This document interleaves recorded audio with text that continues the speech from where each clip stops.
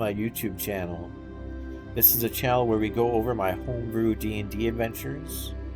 The story we're going through right now with my adventurers is called The Wave of Acerak. If you like this video, please bash that like and subscribe button. Now, for the lore of this adventure. 1,000 years ago, a lich named Acerak sought world domination of the Forgotten Realms. His army of cultists were vast, but they were beaten back by the people of the Forgotten Realms. With his loss to gain power, the lich performed a cataclysmic spell. Day after day for 100 years, monsoon-like waves swept over the lands of the Forgotten Realms. The lands began to disappear.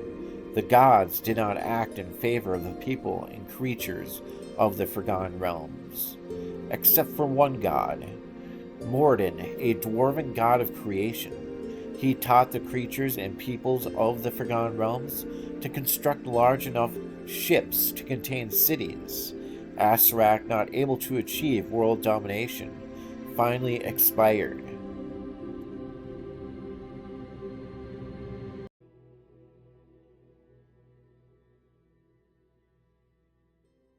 First thing about this map is you want to imagine all these giant-sized city ships are surrounded by water. The little green spots are the only pieces of land left. The adventure starts on the Eye of Neverwinter.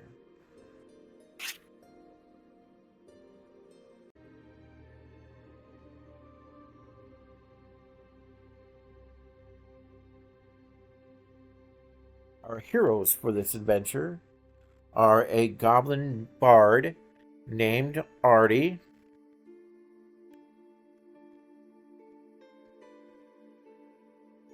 then we have a elven cleric named Bela Hollytree, and then finally we have a human tactician named Lord Luis.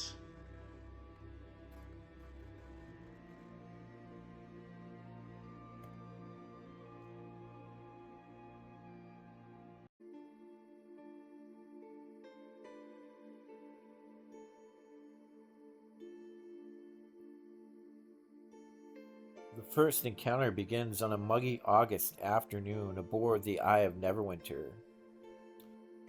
This happens at a marketplace. 3 pink-robed thugs, you'll see them right here, looking like that. They steal an old woman's necklace. Lord Luis is able to intimidate the 3 thugs. One of the thugs gives the necklace to Lord Luis and says, in passing, "This is not the last you have heard of the cult of Acerak."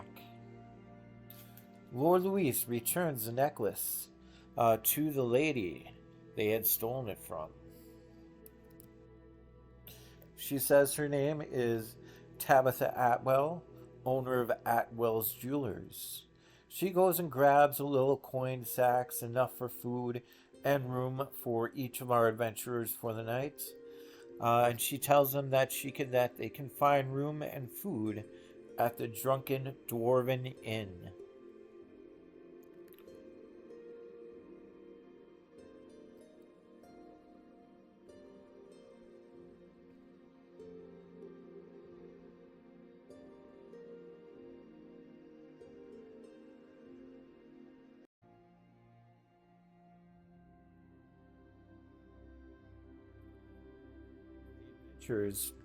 Make it to the Drunken Dwarven Inn. They find the tavern area completely empty, except for a drunken dwarf named Bronto. There's Bronto. Bronto lets the adventurers know that a rich nobleman has rented most of the inn, hoping to find a group of adventurers to hire. The adventurers eat and go to bed for the night.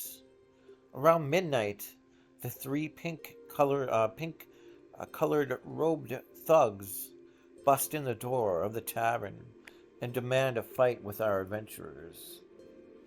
Artie and Holly are injured significantly in the fight, but they do survive. They defeat one of the thugs, with the other two running away.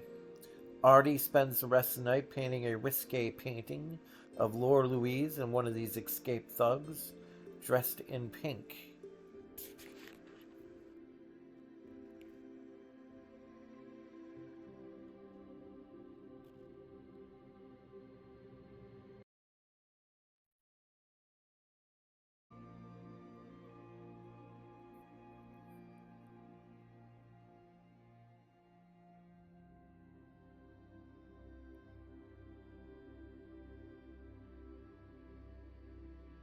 When the adventurers do awake in the morning and come down for breakfast, they meet Darwin Hardcastle. There he is right there. A rich noble from the nobleland. He has heard about the fight between the pink-robed thugs and the adventurers.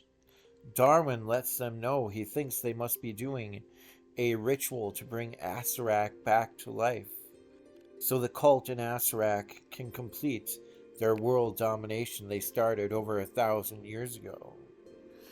He believes there might be a ritual that night at the Bridge of Moradin. He hires the group of adventurers to stop the ritual from happening. Artie had been drawing the interaction between Lord Louis and Darwin Hardcastle in a risque manner, and he gives that drawing to Darwin.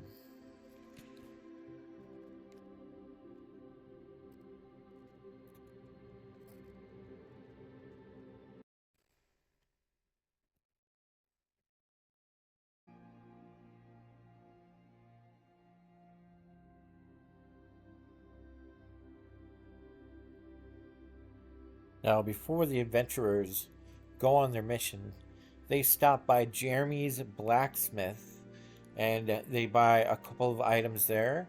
They also stop by Miss Wong's potion shop and buy a couple of items there.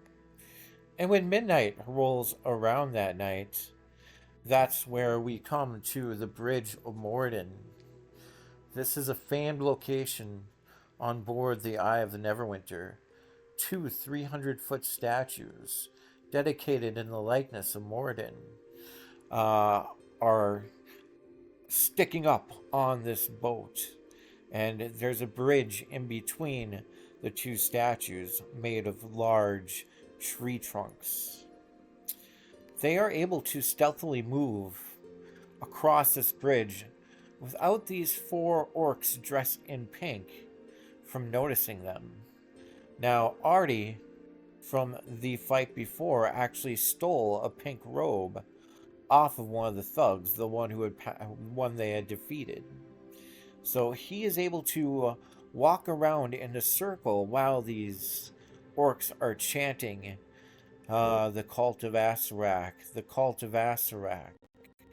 But with Lord Louis perched on one of the statues and Holly Tree hiding just beyond this little ledge, they're able to gain the surprise attack on the orcs and defeat them pretty easily.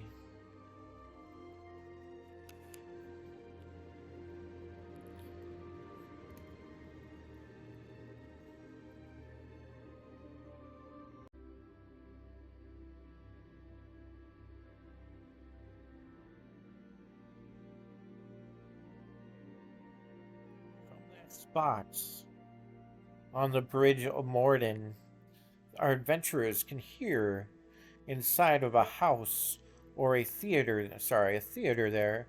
They can still hear chanting, "We pray to Acerak, we pray to Acerak." They try to stealthily walk into that theater. Unfortunately, Artie is not too stealthily, and he just goes busting through a glass window. This is where we see that there is a large see-through individual, an old man, old scrawny, bony man dressed in pink, about 25 feet high and 25 feet long, just floating in the air. We see a priest right there leading the chants dressed in pink. We see two bugbear enforcers also dressed in pink. Uh, and they do attack once they do hear Artie breaking through the glass. Fortunately for them, they are able to take out the priest right away, and when they do that, the large apparition of the boned skeleton individual disappears. They're able to defeat one of the other bugbears. The other bugbear surrenders and actually agrees to be their servant. His name is Mitter.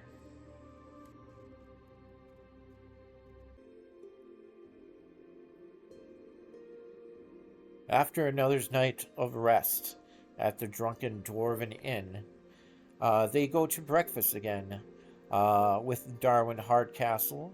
They do a Mitter with them, their bugbear servant. And they let Darwin know that they found a note on the priest they had fought the night before. And this note says that on the noble lands, Bellic is the one handling the cult of Acerak's movement on the noble lands.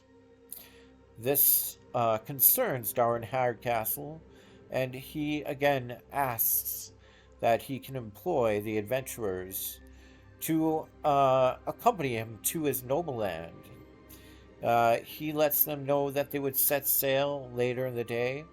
So the group, they do go their separate ways back to Miss Wong's potion shop and Jeremy's blacksmithing shop.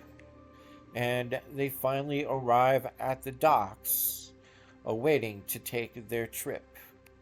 And that's where the last of our 2 sessions ended. Our adventures are only at level 2 right now. And they are about to embark on their way to the Noble Land with Darwin Hardcastle.